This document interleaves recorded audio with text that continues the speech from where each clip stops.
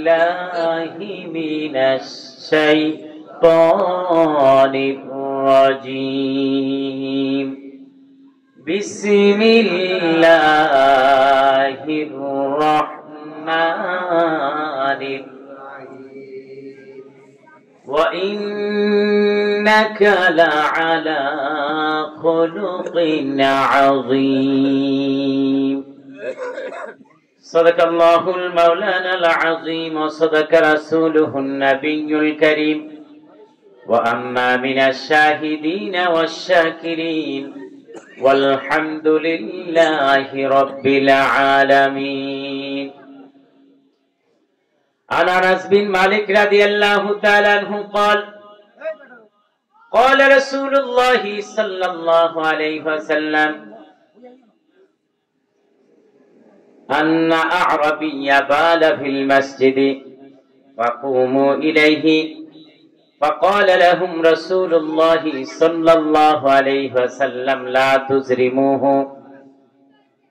ثم دعا بدلب من الماء فصب عليه رواه البخاري وقال تعالى في شان حبيبه ونبيه ورسوله مخبرا وآمرا إن الله وملائكته يصلون على النبي يا أيها الذين آمنوا صلوا عليه وسلموا تسليما اللهم صل على سيدنا مولانا محمد وعلى آل سيدنا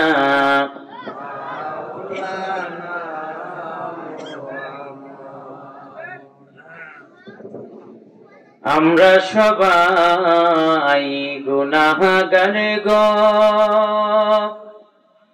নবীজি আপনাই চিনলাম না সে কারণে রোজ হাসরে আমাদেরকে ভুলিলেন না আল্লাহুম্মা মহব্বতে জবান খুলে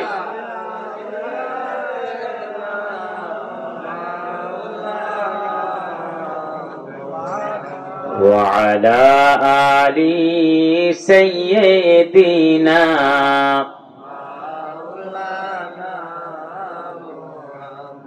নবী গো আপনার ভালোবাসায় আল্লাহর ওলি হওয়া যায় নবী গো আপনার ভালোবাসায় আল্লাহর দিদার পাওয়া যায় আল্লাহুম্মা মহব্বতে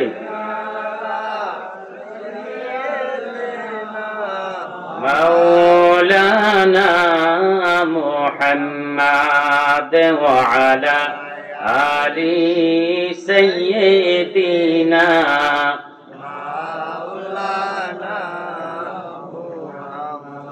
নবী গো আপনার ভালোবাসায়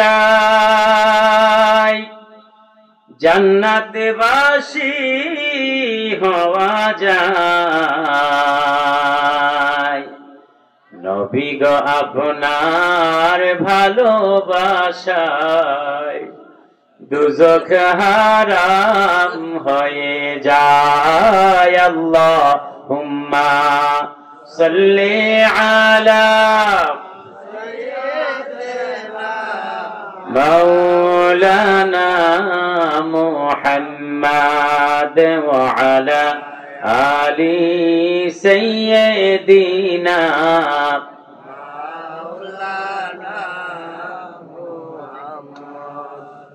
সালথর গ্রামবাসীর উদ্যোগে কবরবাসী আত্মার মাগফিরাত কামনার্থে আজকের এই 10ম তাফসীরুল কোরআন মাহফিলের সম্মানিত সভাপতি, আমাদের অত্যন্ত শ্রদ্ধাভাজন ব্যক্তিত্ব জনাব হাজী মোহাম্মদ হাবিবুর রহমান সাহেব, আল্লাহ ওনার হায়াতে ইলমে বরকত দান করুন, সকলে বলেন আমিন। আজকের সহসভাপতি জনাব মোহাম্মদ মুজিবুর রহমান সাহেব, আল্লাহ ওনার হায়াতে বরকত দান করুন, সকলে বলি আমিন। আজকের মাহফিলে এতক্ষণ আপনাদের সামনে আলোচনা করে গেছেন আমার অত্যন্ত শ্রদ্ধাভাজন ব্যক্তিত্ব, আমার আসলে কাকা সম্পর্কিত হয়, চণ্ডীদার দরবার শরীফের বর্তমান প্রতিনিশীন পীর পীরজাদা সৈয়দ মুখলিসুর রহমান মান্নানী পীর সাহেব। এই 50 ঊর্ধ্ব বয়সেও ওনার কণ্ঠ শুনলে মনে হয় যে 40-এর নিচে, ঠিক না? আল্লাহ ওনার কণ্ঠকে আরো দারাজ করে দেখ, সকলে বলেন আমিন। আমার ভাইরা, আমি রাত যেহেতু বেশি হয়েছে সময় ক্ষেপণ করছি না, অল্প সময়ের ভিতরে মূল বক্তব্যটা মেসেজটা আপনাদেরকে দিয়ে দিতে চাই। আল্লাহ রাব্বুল আলামিন আমাদেরকে আমলের নিয়তে শোনার বলার তৌফিক দান করুন, সকলে বলিয়ে না আমিন। আমার ভাইয়েরা, আপনাদের গ্রামে আসলে একটা জিনিস খুবই ভালো লাগে, বিষয়টা হচ্ছে যে আপনারা পুরো গ্রাম মিলে এই মাহফিলটা আয়োজন করেন। আলহামদুলিল্লাহ, আপনাদের কৃতি সন্তান আব্দুল্লাহ, আলহামদুলিল্লাহ, এবং আপনারা দোয়া করেন তার জন্য, আল্লাহ যেন তার একটা ভালো একটা কর্মসংস্থানের ব্যবস্থা, খুব এগিয়ে আছে, ভাইবা বাকি আছে, প্রিলি হয়েছে, রিটেন হয়েছে, সবগুলাতে হয়েছে আলহামদুলিল্লাহ, ভাইবাটা শুধু বাকি। আল্লাহ যাতে তাকে একটা উত্তম ফায়সালা করে দেয়, সকলে বলেন আমিন। সামনে কিছু বলা উচিত নয়, তবে খুবই আদববান একজন মানুষ, খুবই আদববান, এটা আপনাদের গ্রামের জন্য একটা গর্বের বিষয়। আল্লাহ যাতে তাকে হক্কানি রব্বানি আমলে আলেম হিসাবে কবুল করে, সকলে বলেন আমিন আমিন আমিন মাশাআল্লাহ মাশাআল্লাহ। সম্মানিত হাজিরিন, আমি আপনাদের সামনে অত্যন্ত গুরুত্বপূর্ণ একটা আয়াত, ছোট্ট একটা আয়াত তেলাওয়াত করেছি, কিন্তু এটার মর্যাদা মর্তবা এত বেশি হয়তো আলোচনায় যদি প্রবেশ করি তখন বুঝতে পারবেন ইনশাআল্লাহ। পিছনে যারা ছোট ছোট বাবারা আছো, পিছনে যারা আছো, কথা বললো না বাবারা, হ্যাঁ তোমরা কথা বললো না, আমি একটু কথা বলি, বেশি সময় না, মনে করো 12টার ভিতরে ইনশাআল্লাহ দোয়া মুনাজাত করবো, 12টা, হ্যাঁ 1টা ঘন্টা তোমাদের কাছে চাই, দিবে না ইনশাআল্লাহ? কথা বলবে নাকি? একটু মনোযোগ, খুবই মাশহুর একখানা আয়াত আমি আপনাদের সামনে তেলাওয়াত করেছি। হ্যাঁ তো গেছে, আবার আরেকজনের ডাক্কা নিতেছে, কোন না না রে বাবা, তুই গেলে তুই যা, আবার আরেকজনের ডাক্কা নিস কেন? বুঝতে পারছে বন্ধু মানুষ কইতাছে আয় কুতুর আই গিয়া দিক দিয়া বুঝলেন। আচ্ছা যাক, আইবো, আবার গরম গরম খিচুড়ি আইতেছে না, আবার আইবো ইনশাআল্লাহ। যাক, আমি একটু তোমাদের কাছে একটু সময় চাই, কথা বলো না, তোমরা কথা বললে আমার একটু ডিস্টার্ব হবে, দয়া করে, যেহেতু প্যান্ডেলের ভিতরে আছো কেউ কথা বলো। আল্লাহ রাব্বুল আলামিন, একটু মনোযোগ, আল্লাহ রাব্বুল আলামিন কুরআনুল কারীমে তার হাবিবের মর্যাদাকে বাড়াতে গিয়ে যতগুলো আয়াত নাযিল করেছেন, আল্লাহ রাসূলের মর্যাদার ক্ষেত্রে যে আয়াতটা আমি আজকে তেলাওয়াত করেছি, এই আয়াতটা সবচেয়ে গুরুত্বপূর্ণ একটা আয়াত। সুবহানাল্লাহ সুবহানাল্লাহ সুবহানাল্লাহ। কেমন? আল্লাহ রাব্বুল আলামিন তার হাবিবের চরিত্র সম্পর্কে বলতে গিয়ে, তার হাবিব সম্পর্কে বলতে গিয়ে আল্লাহ রাব্বুল আলামিন বলেন, ওয়া ইন্নাকা লাআলা খুলুকিন আযীম। হাবিব, নিশ্চয়ই আপনি মহান চরিত্রের উপর অধিষ্ঠিত। সুবহানাল্লাহ। কেমন চরিত্র? মহান। কেমন চরিত্র? মহান চরিত্রের উপর আপনি অধিষ্ঠিত। একটু মনোযোগ। আল্লাহ রাব্বুল আলামিন এখানে হাসান বলেন নাই, সুন্দর বলেন নাই, আল্লাহ রাব্বুল আলামিন এখানে খাইর বলেন নাই, ভালো বলেন নাই, বলেছেন মহান। যদি সুন্দর বলতেন, আমার চরিত্র সুন্দর, আপনার চরিত্র সুন্দর, নবীর চরিত্র সুন্দর, মিলে যেত, ঠিক না? যদি ভালো বলতো, আপনার চরিত্র ভালো, সভাপতি মহোদয়ের চরিত্র ভালো, ইমাম সাহেবের চরিত্র ভালো, নবীর চরিত্র ভালো, মিলে যেত, ঠিক না? কিন্তু আমার আল্লাহ রাব্বুল আলামিন তার হাবিবে পাকের চরিত্রকে শুধু ভালো বলেন নাই, উত্তম বলেন নাই, সর্বোত্তম বলেন নাই, বলেছেন ইন্নাকা লাআলা খুলুকিন আযীম। হাবিব, আপনি সুমহান, সুউচ্চ, সুউচ্চ মর্যাদার উপর পরিপূর্ণভাবে অধিষ্ঠিত, যে চরিত্রের সাথে ধারে কাছে পৃথিবীর অন্য কোন চরিত্রের তুলনা হয় না। ভালো অনেক ভালো আছে, উত্তম অনেক উত্তম আছে, কিন্তু মহান চরিত্র এটা শুধু একজনেরই হতে পারে, তিনি আর কেউ নন, আমার নবী, আপনার নবী, আকায়ে মাওলা তাজদারে মদিনা হুজুর আকরাম সাল্লাল্লাহু আলাইহি ওয়াসাল্লামকে আল্লাহ বলেছেন নিশ্চয়ই আপনি মহান চরিত্রের উপর অধিষ্ঠিত। সুবহানাল্লাহ।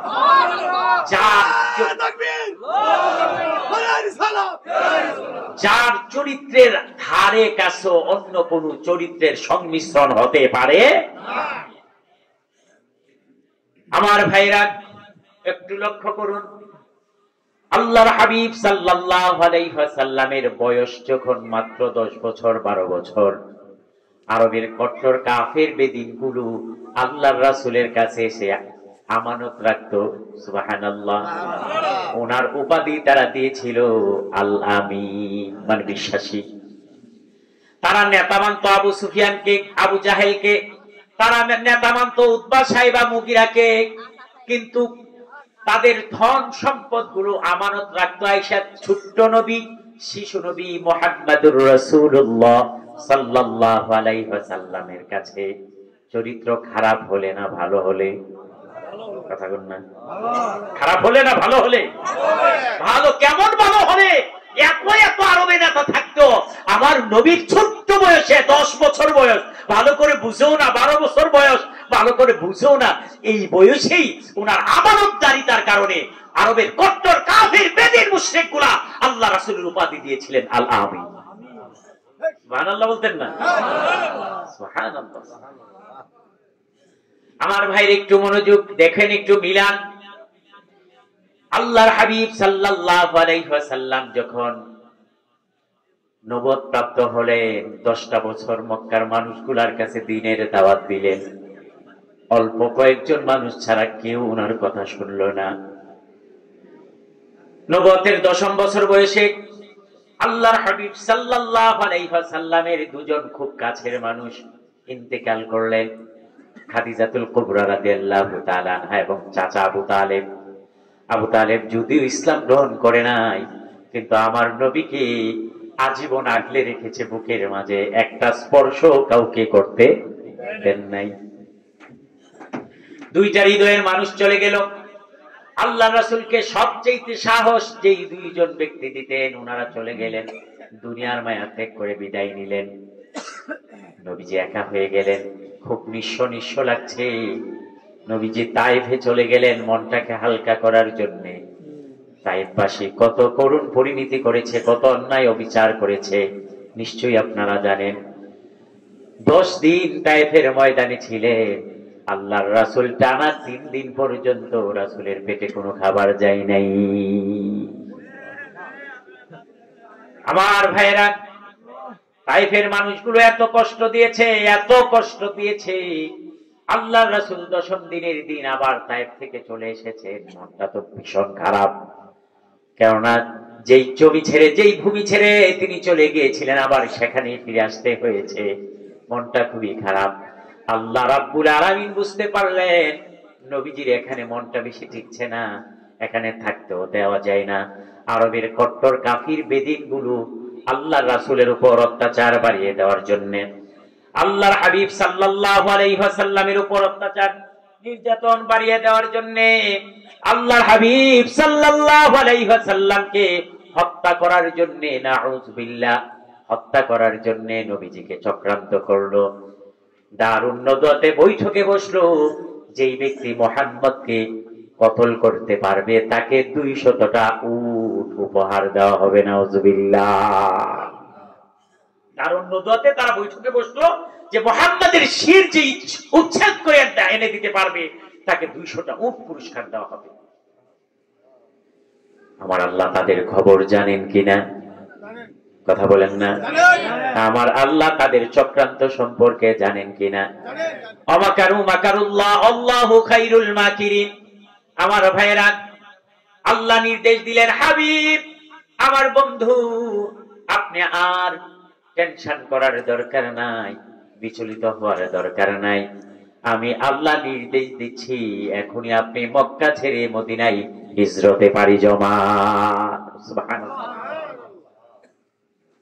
জিবরাইল আমি নির্দেশ দিয়ে গেলেন, নবীজি আল্লাহ নির্দেশ করেছেন আপনি যেন মক্কা থেকে মদিনার দিকে পাড়ি জমান এখনই। সুবহানাল্লাহ। একটু মনোযোগ। এই ঘটনাটা বলা আমার উদ্দেশ্য না, মূল জায়গায় আসছি। নির্দেশনা পাওয়ার পর আল্লাহর রাসূল হযরত আলীকে ডাকলেন, আলী, আল্লাহর পক্ষ থেকে নির্দেশ এসেছে আমি যেন মদিনার উদ্দেশ্যে হিজরত করে বের হয়ে যাই, মদিনার হিজরতের উদ্দেশ্যে যেন বের হয়ে যায়। আমি যদি দেরি করি আমার আল্লাহর হুকুম লঙ্ঘন হয়ে যাবে। আমার নবী কাফের বেদিন মুশরিকদের ভয়ে পলায়ন করেছে এরকম নয়, নির্দেশটা কার? ঘটনা কার নির্দেশে? নির্দেশ আল্লাহ। এতদিন আল্লাহ নির্দেশ দেন নাই, তিনি যান নাই, কিন্তু আজকে নির্দেশ দিয়েছেন, রওনা হয়ে গেছেন। আলীকে ডেকে এনে বললেন, আলী একটা কাজ তোমাকে করতে হবে। আলী কই, ইয়া রাসূলুল্লাহ, ইয়া হাবিবাল্লাহ, আপনি কি বলেন? একটা কাজ করতে হবে মানে নির্দেশ দিন।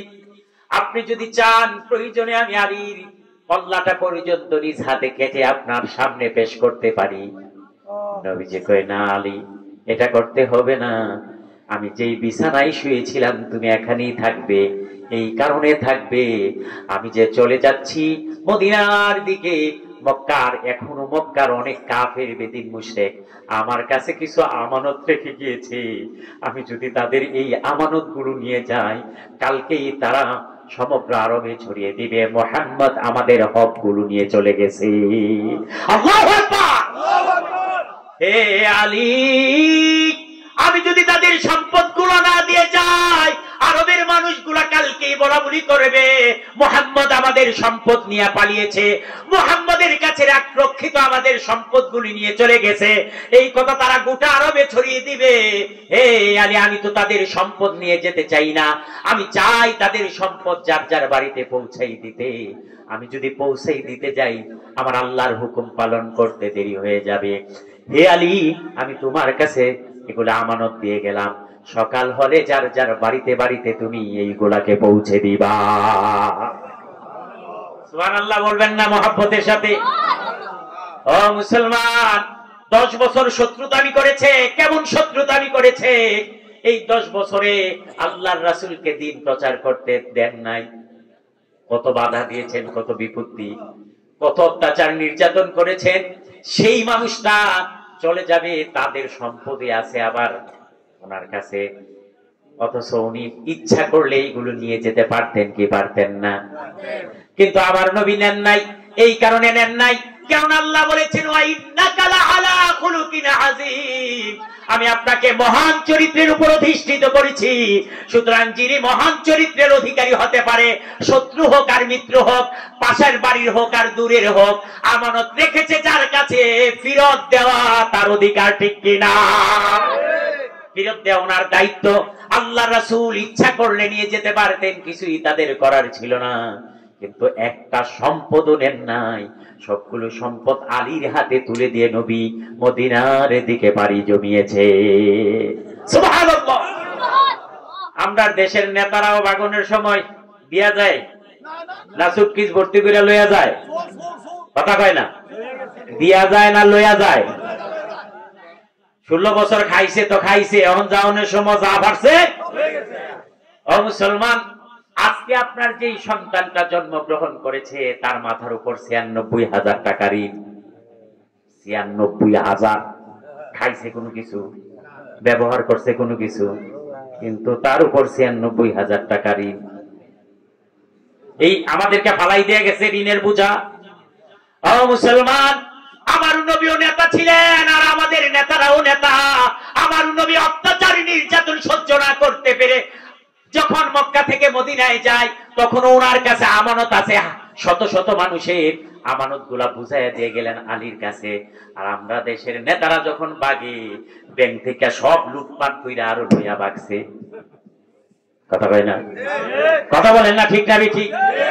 কালামানিক কারে দেখছেন না? কালামানিক কারে, মানিক শামসুদ্দিন চৌধুরী মানিক, কথা কেন নাম শুনছেন না? প্রধান বিচারপতি ছিল, এই তো 70 লক্ষ টাকা লইয়া ভাগতেছিল ইন্ডিয়ার বর্ডারে, ধরা খাইছে। ভোলা ভাই কয়েকটা হালকা পাতলা দিয়া কলা পাতা ঢুকাই রাখছে। কথা কয় দেখছেন কিনা, দেখছেন কিনা? ও মুসলমান, ও মুসলমান, আমার নবী কেন আল্লাহ খুলকে আজিম বললেন? এই কারণে বললেন, কেননা আমার নবীকে আল্লাহ রাব্বুল আলামিন শুধু নবী বানাইবেন না, রাসূল বানাইবেন না, আমার নবীকে রাষ্ট্রপ্রধান বানাইবেন, রাষ্ট্রপতিও বানাইবেন। এই কারণে আমার নবীর চরিত্রের ব্যাপারে আগ থেকেই পৃথিবীর মানুষকে সাবধান করে দিয়েছেন। সুবহানাল্লাহ। আমার নবীর চরিত্রের দিকে তাকাও, আর আমাদের নেতার তো চরিত্রের দিকে তাকায় দেখেন। আমরা স্লোগান দেই আমার নেতার চরিত্র, কথা কয় না, ফুলের অপমান হইব যদি এই স্লোগান দিই। আমাদের নেতা তো একজনই হবে, মুহাম্মদুর রাসূলুল্লাহ। আমার নবীর চরিত্র শুধু ফুলের মতন না, ফুলের চাইতে অধিক পবিত্র। আল্লাহর কসম করে বলি, আমার রাসূলের চরিত্রের আগে একটা কালিমা দেখানোর মতন কিচ্ছু ছিল না। সুবহানাল্লাহ। আমার নবী চিন্তা, চেতনা, আচার, ব্যবহার। আমার ভাইয়েরা, কথা তো লম্বা হয়ে যাবে, মূল জায়গায় তো এখনো যেতে পারলাম না। আমার নবীর চরিত্র কেমন ছিল একটু বুঝাই। একদিন নবীজি কাবার সামনে কি যেন বিড়বিড় করে, কাবার দেয়ালের দিকে তাকাইয়া, আকাশের পানে তাকাইয়া কাবার সামনে কি যেন বিড়বিড় করে বলতেছেন। সেই জায়গায় নবীজির বয়স তখন 24। বয়স কত? বিয়ে করছেন 24 বছর বয়সে কি নবীজি বিয়ে করছেন? কত বছর বয়সে করছেন? তো তখনও নবী বিয়ে করেন নাই। মুসলমান আরবের কট্টরবাদী আরবের একটা যুবক ছেলে, তার চরিত্র কেমন এবার একটু বুঝুন।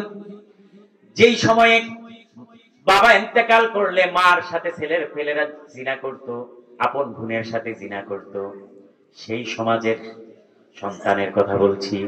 আল্লাহর রাসূল কাবার সামনে দাঁড়াইয়া আকাশ পানে তাকাইয়া কি যেন মনে মনে বিড়বিড় করে বলছেন। খাদিজাতুল কুবরা গিয়া হাজির কাবার সামনে, তখনও বিয়ে হয় নাই। খাদিজাতুল কুবরা তাকায়া দেখে একটা যুবক কাবার সামনে, একেবারে সামনে, আকাশের পানে তাকাইয়া এক মনে এক দৃষ্টিতে কি যেন মনে মনে বলছে। হযরত খাদিজাতুল কুবরা রাদিয়াল্লাহু তাআলা আনহা আশ্চর্য হলেন। তিনি বললেন, বিশ্ববাসী শোনো, এমন একটা যুবক, যেই যুবককে আমি কোনোদিন দেখি নাই, এমন একটা যুবক, এত সুন্দর যুবক, যেই যুবককে আমি কোনোদিন দেখি নাই। আমিও তো সুন্দর কম না। খাদিজাতুল কুবরা রাদিয়াল্লাহু তাআলা আনহা আরবের একজন শ্রেষ্ঠ সুন্দরী ছিলেন, শ্রেষ্ঠ ধনাঢ্যও ছিলেন। সুবহানাল্লাহ। সুন্দরীও ছিলেন, ধনাঢ্যও ছিলেন, আরবের মাঝে একজন শ্রেষ্ঠ বণিক ছিলেন, ব্যবসায়িক ছিলেন খাদিজাতুল কুবরা। কিন্তু উনি চিন্তা করে দেখলেন, কিরে, এই যুবকটাকে আমি অনেকক্ষণ হলো এখানে আসলাম, কিন্তু যুবকটা একটা বারের জন্য আমার দিকে তাকান নাই। সুবহানাল্লাহ। কোন যুগে? যেই যুগে মায়ের সাথে জিনা করত, আপন বোনের সাথে জিনা করত, সেই যুগের কথা। খাদিজাতুল কুবরা আশ্চর্য হলেন, আমি এত সুন্দরী একটা মেয়ে, অথচ আমার দিকে একটা বারের জন্য। তিনি চিন্তা করলেন, হয়তো যুবক সামনাসামনি তাকাচ্ছে না, দেখে আমি তাওয়াফ করি। আর আমি তাওয়াফ শুরু করে দিলাম, আমার ওই যুবকের দিকে তাকালাম, আমার দিকে তাকাই কিনা, কিন্তু না, তাকায় না। একটা, দুইটা, তিনটা, পাঁচটা, সাতটা তাওয়াফ শেষ করলাম, ওই যুবক একটা বারের জন্য আমার দিকে তাকাই নাই। সুবহানাল্লাহ বলতেন না? খাদিজাতুল কুবরা রাদিয়াল্লাহু তাআলা আনহা চিন্তা করলেন, ঘটনা কি বুঝলাম না। আমার মতন একটা এত সুন্দরী একটা নারী, আরবের এমন কোন রাজ পরিবার নাই যারা আমাকে বিয়ে করার জন্য প্রস্তাব দেয় নাই, কিন্তু আমি বিয়ে করি নাই, দ্বিতীয় বিয়ে আর করি নাই, আমার মনোভূত হয় না, এই কারণে করি নাই। কিন্তু আজকে এই যুবকটা আমার দিকে একবারের জন্যও তাকালো না। খবরটা কি বুঝলাম না। হয়তো সামনাসামনি তাকাতে লজ্জা পাচ্ছে। আমি বাড়ির দিকে রওনা দেই, দেখি পিছনে ফিরে তাকাইনি। আম্মাজান খাদিজাতুল কুবরা রাদিয়াল্লাহু তাআলা আনহা বলেন, আমি বাড়ির দিকে রওনা দিলাম, দুই পা সামনে আগাই, এক পা পিছনে তাকাই, আবার দুই পা সামনে যায়, এক পা পিছনে তাকাই, আবার দু পা সামনে যায়, পিছনে তাকাই। এরকম পিছনে তাকাতে তাকাতে পবিত্র কাবাটা আমার চোখের আড়াল হয়ে গেল, আমি আবার আড়াল হয়ে গেলাম। আল্লাহর কসম করে বলি, ওই যুবকটা একটা বারের জন্যও পিছনে ফিরে তাকাই নাই। আল্লাহু আকবার। একটা বারের জন্য মুহাম্মদ পিছনে ফিরে তাকাই নাই। আমার ভাইয়েরা বাড়িতে আসলেন, খাদিজাতুল কুবরা ওনার যত কর্মচারী আছে সকলকে ডাকলেন, ডেকে বললেন, বুঝলাম না, একটা যুবকের সন্ধান চাই। কই কি নাম দেন, ঠিকানা দেন। কই নাম ঠিকানা তো জানি না। কই তাহলে যুবক বের করবো কি করে? তখন খাদিজাতুল কুবরা রাদিয়াল্লাহু তাআলা আনহা ওনার বর্ণনা দিলেন। সৌন্দর্য এরকম, দাড়িগুলো এরকম, ওনার ব্রুগুলো এরকম, চুলগুলো এরকম, সৌন্দর্যের বর্ণনা দিল। সর্বশেষ বলল, আমি ওখানে গিয়ে অবস্থান করলাম, 7 বার তাওয়াফ করলাম, ধীরে পায়ে আমি ওখান থেকে ধীরে ধীরে চলে আসলাম। একটা বারের জন্য সেই যুবক আমার দিকে তাকায় না। উপস্থিত সভাসদ যারা ছিল তারা সবাই এক বাক্যে বলে উঠল, আম্মাজান খাদিজাতুল কুবরা, আপনি যেই যুবকের বর্ণনা দিচ্ছেন, নিশ্চয়ই নিশ্চয়ই সে আর কেউ নন, সে হচ্ছে মৃত আব্দুল্লাহর পুত্র মুহাম্মাদুর রাসূলুল্লাহ সাল্লাল্লাহু আলাইহি ওয়াসাল্লাম। মানুষগুলো আগেই বুঝে গেছে এমন চরিত্রের মানুষ এই মক্কাতে একজনই আছে, আব্দুল্লাহর বেটা মুহাম্মাদের। মুহাম্মদ ছাড়া এই সুন্দর চরিত্র আর কেউ নাই।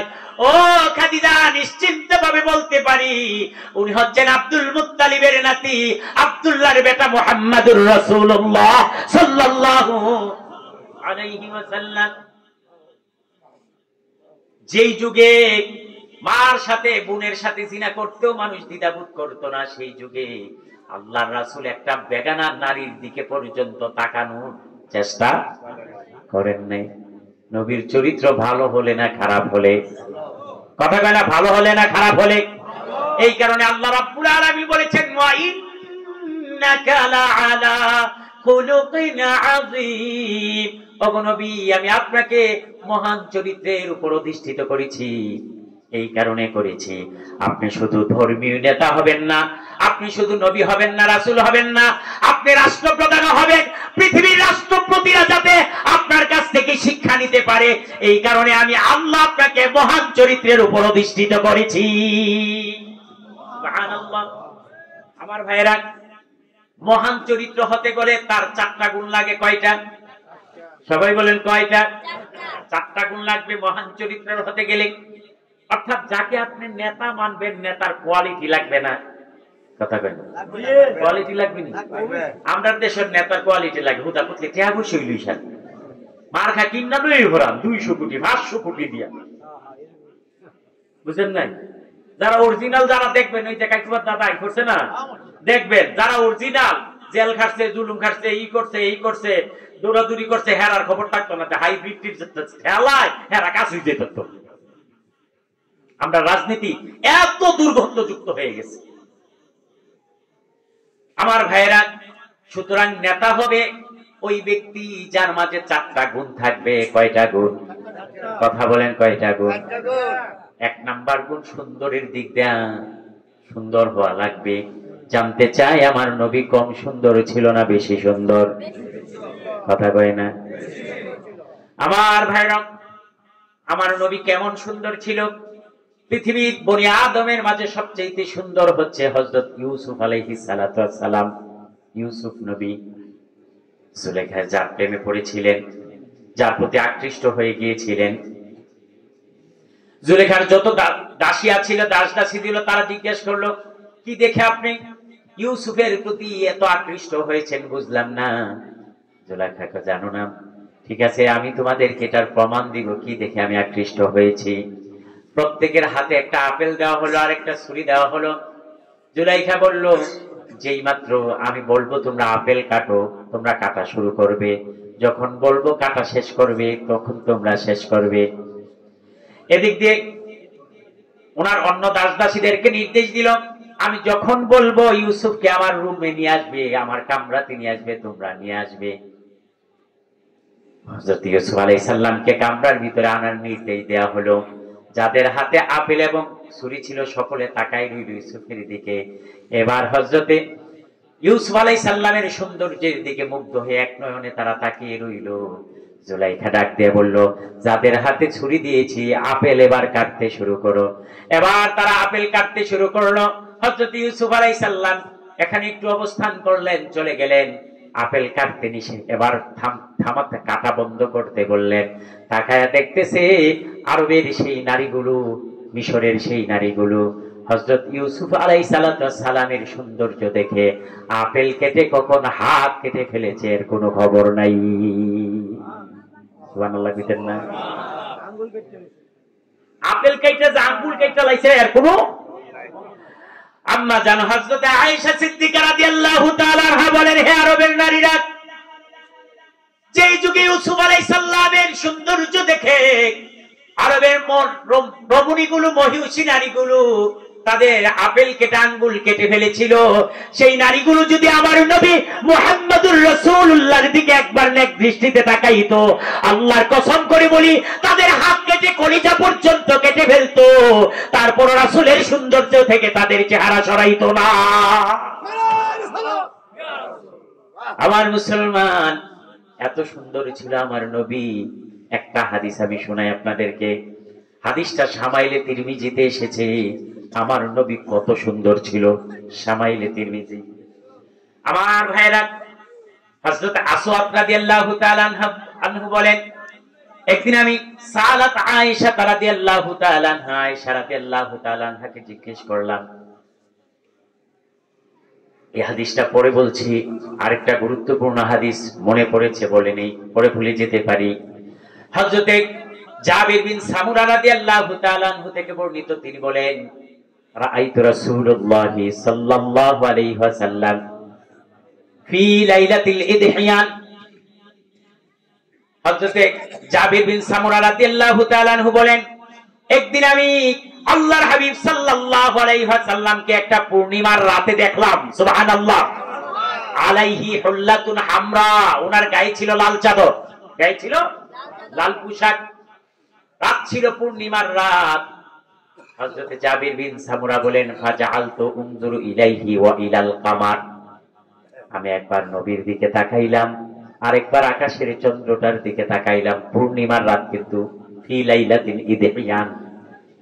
হযরত জাবির বিন সামুরা বলছেন, এই পূর্ণিমার রাতে নবীজিকে বাহিরে আমি লাল পোশাক, লাল চাদর পরিহিত অবস্থায় দেখতে পেলাম।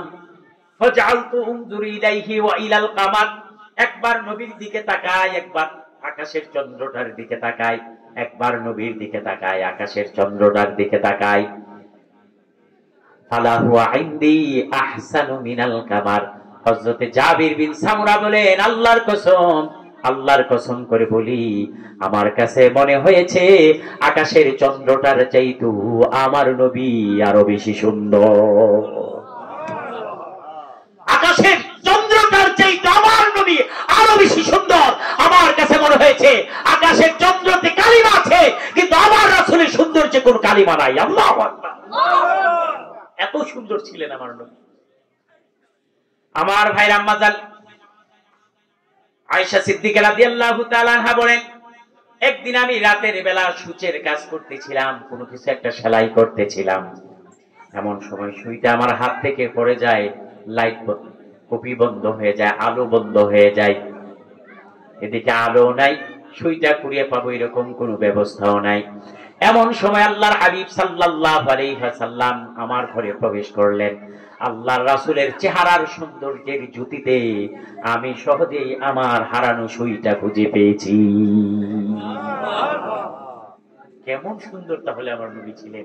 অর্থাৎ আল্লাহ রাসূলের চেহারার সৌন্দর্যের আলোকচ্ছটায় ওনার অন্ধকার কামরাটা যেন আলোক উজ্জ্বল হয়ে গিয়েছে। সুবহানাল্লাহ। এত সুন্দর ছিলেন আমার নবী। আল্লাহু আকবার। সম্মানিত হাজিরে, আমার রাসূলের চুলগুলো কেমন ছিল? চুলগুলো ছিল কোকড়ানো, যখন আল্লাহর হাবিব চিরুনি দিয়ে আছড়াতে মনে হতে যেন সাগরের ধুল খেলছে। সুবহানাল্লাহ। রাসূলের ভ্রুগুলি ছিল জোড়া ভ্রু, আমাদের ফাঁকা, নবীজির ছিল জোড়া ভ্রু। চোখগুলা ছিল টানা টানা, চোখের মণিটা ছিল কালো।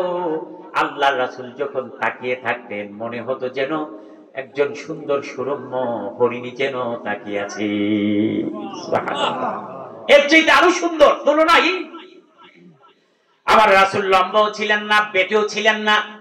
বেশি লম্বা হইলে ভালো লাগে? কথা কয় ভালো লাগে? একটা খাম্বা হইছে, কইনি কথা কয় না, কইনি এত একটা খাম্বা।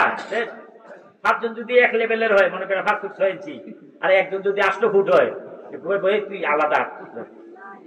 ঠিক না বেশি কথা? বেশি লম্বা হলেও ভালো, আবার বেশি খাটো হলেও ভালো, দেখা যায় না বাউন্য। তুই বাউন্য না, সমাজেও দাম নাই। ঠিক না ঠিক? আমার ভাইরা, আল্লাহ রাসূলের মধ্যম গড়নের ছিলেন, লম্বাও ছিলেন না, বেটেও ছিলেন না। কিন্তু নবী যখন সামনের দিকে হাঁটতেন, একটু দুলে দুলে হাঁটতেন, সাহাবে আজমাইন বলেন মনে হয় যেন পাহাড়গুলো দুলে রইছে। সুবহানাল্লাহ। পাহাড়গুলো যেমন একবারে সামনের দিকে ঝুঁকে রইছে, আল্লাহ রাসূল হাঁটলে এরকম মনে হতো। সুবহানাল্লাহ। এত সুন্দর ছিলেন আমার নবী। শামাইলে তিরমিজিতে আল্লাহ রাসূলের সৌন্দর্য সম্পর্কে অনেক কথা এসেছে, বাংলায় পাওয়া যায়, কিনবেন। আল্লাহ রাসূলের চোখ চুল কেমন ছিল, ভ্রু কেমন ছিল, কিভাবে কথা বলতেন, কিভাবে হাসতেন, হাসলে যেন মুক্ত ঝরতো। সুবহানাল্লাহ, সুবহানাল্লাহ। আল্লাহ রাসূল কাঁদলে প্রত্যেকটা চোখের পানির ফুটাতে যেন মুক্তা ঝরতো। আল্লাহু আকবার। রাসূলের ঘামলে ঘাম থেকে ঘাম নয়, যেন মেশকম্বরের সুঘ্রাণ আল্লাহ রাসূলের শরীর থেকে বের হতো। আমরা ঘামলে বন্ধে আইতো জানা লগে গোসল করস না কয়দিন থেকে। আর আল্লাহ রাসূল ঘামলে ঘাম থেকে, ঘাম মুবারক থেকে মেশকম্বরের চাইতে আরো সুগন্ধি বের হতো। সুবহানাল্লাহ। নূর নবী, নূর নবী, জিন্দাবাদ, জিন্দাবাদ, নূর নবী, নূর নবী, জিন্দাবাদ। আমার ভাইরা, হযরতে আলী রাদিয়াল্লাহু তাআলা আনহু একদিন আমি রাসূলকে স্বপ্নে দেখলাম। অনেক লম্বা কথা, সেদিকে যাচ্ছি না, আমার কথা সামনে আছে। স্বপ্নে দেখলাম যে আমার ঘরে আসছে, আমাকে কিছু হাদিয়া দিয়েছে। স্বপ্ন ভেঙে গেল। স্বপ্ন ভেঙে যাওয়ার পর আমার কাছে মনে হচ্ছে যেন আল্লাহ রাসূল যে আমার ঘরে এসেছিলেন, রাসূলের শরীরের সুগন্ধ আমার পুরো ঘরটা যেন সুগন্ধময় হয়ে আছে। আল্লাহু আকবার। এমন ছিল আমার রাসূলের সৌন্দর্য। আমার ভাইরা, সুতরাং সৌন্দর্যের দিক দিয়ে কম সুন্দর না বেশি সুন্দর? চাঁদের মতো না চাঁদের চাইতে আরো বেশি? 2 নাম্বার নেতা হতে গেলে তার আধ্যাত্মিকতা লাগবে। কি লাগবে? আধ্যাত্মিকতা লাগবে। ভণ্ডামি না কিন্তু আবার কেরামতি আর ভণ্ডামি এক হইল? কথা কয় না। কেরামতি ওলিদের কেরামত আর ভণ্ডদের ভণ্ডামি দুইটা কি এক? কখনোই নয়। নবীদের বেলায় বলা হয় মুআজিজা, নবীদের বেলায় বলা হয় মুআজিজা। আমি মুসলমান জানতে চাই আমার নবীর মুআজিজা কম ছিল না বেশি ছিল? কত বেশি ছিল? একটা উদাহরণ দেই। এই কোরআনুল কারীম, আল্লাহ রাব্বুল আলামিন এই কোরআনকে সাগরে নাযিল করতে চাইলেন, সাগর জবাব দিল মালিক তুমি যদি আমার উপর তোমার কোরআন নাযিল করো, এমনিতেই তো আমি সাগর হয়ে আছি, আমার অস্তিত্ব পৃথিবী থেকে বিলীন হয়ে যাবে, আমার উপরে এই বোঝা দিও না। আল্লাহ পাহাড়ের উপর এই কোরআন নাযিল করতে চাইলেন, পাহাড় ডাক দেয়া বলল মালিক আমি পাহাড় আছি, তোমার কোরআন যদি আমার উপর অবতীর্ণ হয় আমি তো সাগরে পরিণত হয়ে যাব, আমার অস্তিত্ব থাকবে না। এই কোরআন নাযিল করছে কার উপর? মুহাম্মাদুর রাসূলুল্লাহ। বলেন না কার উপর? মুহাম্মাদুর রাসূলুল্লাহ সাল্লাল্লাহু আলাইহি সাল্লামের উপর। ঘটনা বেড়ে যায়, কথা বেড়ে যায়। বিদায় হজের দিন, বিদায় যেদিন মক্কা বিজয় করে, মক্কা বিজয়ের দিন মক্কার ভিতরে যতগুলো মূর্তি ছিল সবগুলো মূর্তি ভেঙে ফেলে দেওয়া হয়েছে। একটা মূর্তি একটু উপরে, এটারে লাগল পাওয়া যাচ্ছে না, আল্লাহ রাসূল কয় আলী তুমি আমার উপরে উঠো, কাঁধে উঠে তুমি এটা নামিয়ে ফেলো। আলী কয় খায়া বুঝে আর কাম খাইছে না। আচ্ছা পর এটা কই লইল, আমি যদি একটা একটা ছেলের ডাক দেখি আমার কান দুইটা তুই দে, কেউ রাজুইব সহজে। হ্যাঁ কি করবো আপনার কান দুইটা মারলে আর জোড়া দিয়ে কাল এটা নামায়, ঠিক না বেটি? আলী রাদিয়াল্লাহু তাআলা কয়, আলী আমার কাঁধে উঠে এটা তুমি নামে, আর বুঝে আপনি কাজ পাইলেন না, আপনার কাঁধে উঠতে আমি না, আপনি আমার কাঁধে উঠে, আপনি আমার। আল্লাহ রাসূল জবাব দেয়, আলী হে আলী তুমি বুঝো নাই, আমি যদি তোমার কাঁধে উঠি তুমি 70 গুণ মাটির নিচে ডেবে যাবে। আল্লাহু আকবার। কেন মুসলমান? একটাই কারণে, আমার নবীর উপর এই কোরআন নাযিল হয়েছে, যে কোরআন পাহাড় গ্রহণ করতে রাজি হয় নাই, সাগর গ্রহণ করতে রাজি হয় নাই। আল্লাহ রাব্বুল আলামিন উম্মতে মুহাম্মাদীর জন্য উপহার হিসাবে, গাইডলাইন হিসাবে, জান্নাতের ঠিকানা হিসাবে এই কোরআনুল কারীমকে তার নবীর উপর নাযিল করেছে। নারায়ে তাকবীর, নারায়ে সালাত, ইয়া রাসূলুল্লাহ, নূর নবী, নূর নবী। আমার ভাইরা, যে নবীর উপর আল্লাহ কোরআন নাযিল করলেন, এই কোরআনের মর্যাদা কম না বেশি? আমি বলে থাকি, পৃথিবীর প্রথম নবী থেকে শুরু করে ঈসা রুহুল্লাহ পর্যন্ত সমস্ত নবীদের যত মর্যাদা আছে, সমস্ত মর্যাদাগুলি যদি এক পাল্লায় রাখা হয়, আমার নবীর একটা মর্যাদা কোরআনকে যদি এক পাল্লায় রাখা হয়, আল্লাহর কসম করে বলি সমস্ত নবীদের সমস্ত মর্যাদার চাইতে আমার নবীর একটা মর্যাদা কোরআনের বেশি ওজনদার হবে, ঠিক কি না আমার ভাইরা? সুতরাং নবীদের মর্যাদা কম না বেশি? কথা বলেন, কম না বেশি? দুইটা হাদিস আমি আপনাদেরকে শোনাই, কষ্ট হচ্ছে আপনাদের? দুইটা হাদিস, খুব চমৎকার দুইটা হাদিস শোনাই, আমার নবীর মর্যাদা কেমন ছিল। আল্লাহু আকবার। আরে মিয়া সাহেব, নেতা মানবেন তো আমার নবীকে নেতা বানান, দুনিয়াতেও ঠকবেন না, কবরেও ঠকবেন না, ফুলছেড়াতেও ঠকবেন না, বিচারের ময়দানেও ঠকবেন না, আল্লাহ আদালতেও ঠকবেন না। আমার নবী আপনার নবী, আমাকে আপনাকে নিয়ে আল্লাহ জান্নাতে যাবে, ঠিক কিনা বলেন? সুতরাং মুসলমানদের নেতাকে, কথা বলেন, মুসলমানদের নেতাকে মুহাম্মদুর রাসূলুল্লাহ। এমন নেতা, হেমুক নেতার স্লোগান দেন, ফুলের মতন পবিত্র দেখা যায়, গম চুরি, আদা চুরি, এখন ইট চুরি, রাস্তা চুরি, কোন চুরি বাদ রাখে না, হাজার হাজার কোটি টাকা দুর্নীতি করে বাহিরে পাহাড় জমিয়েছে, ঠিক কিনা বলে? হাজার হাজার টাকা দুর্নীতি করেছে, তাদের নামে আমরা স্লোগান দিই, আমার নেতার চরিত্র ফুলের মতন, ফুলের লিখে কলঙ্ক, এইসব নেতারা চরিত্র।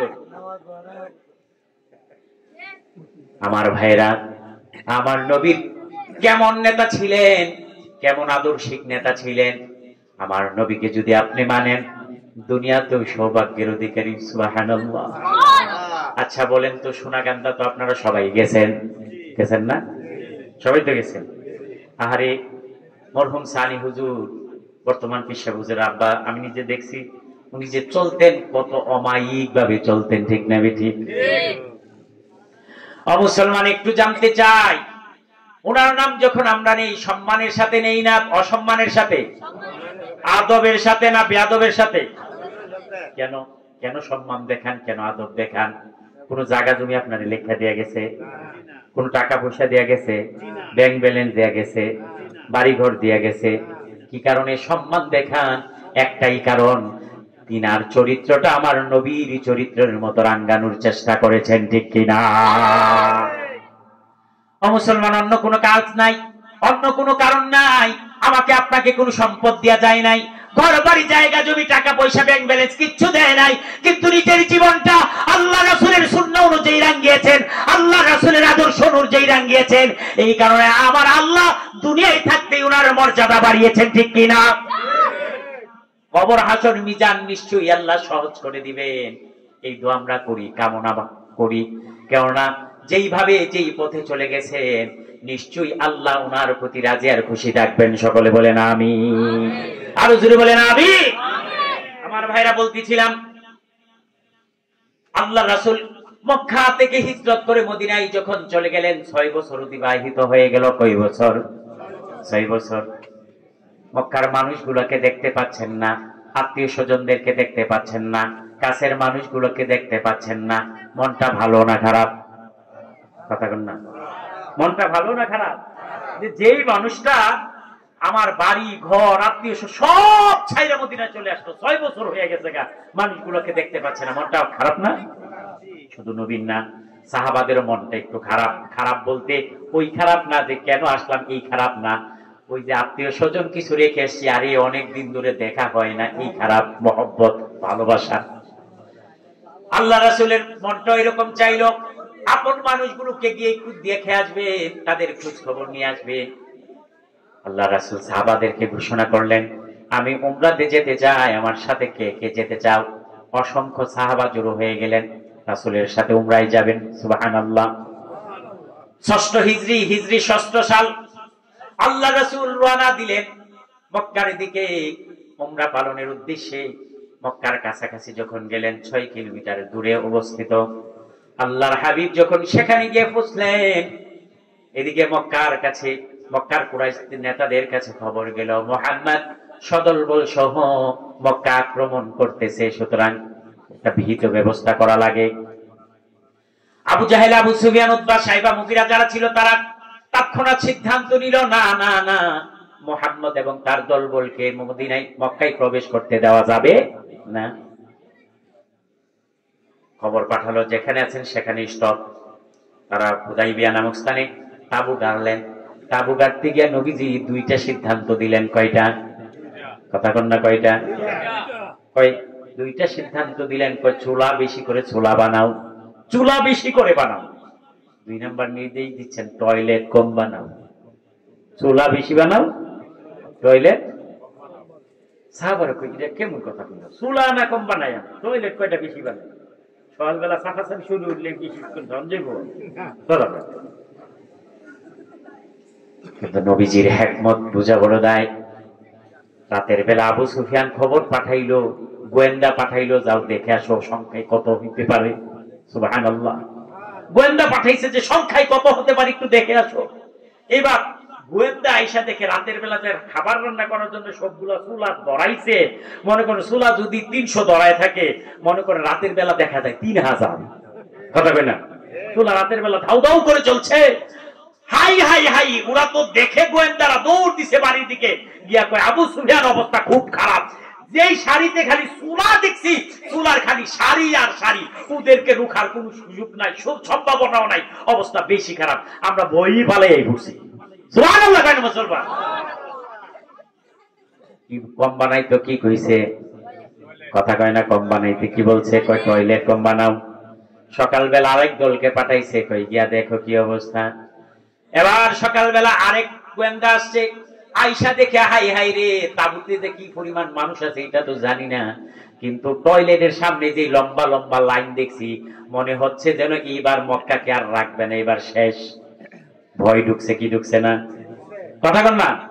টয়লেট কম হওয়ার সিরিয়াল ঘুরে গেছে কেনা? তো খাইছি টয়লেটের সামনে এত লম্বা লম্বা সিরিয়াল, আর তাবুর ভিতরে জানে কত লক্ষ লক্ষ আছে, হুশ নাই, খবর নাই। আসলে সব মিলে 1400। সুবহানাল্লাহ। কন না। কত 1400? মাত্র 1400 লোক ছিলেন, কিন্তু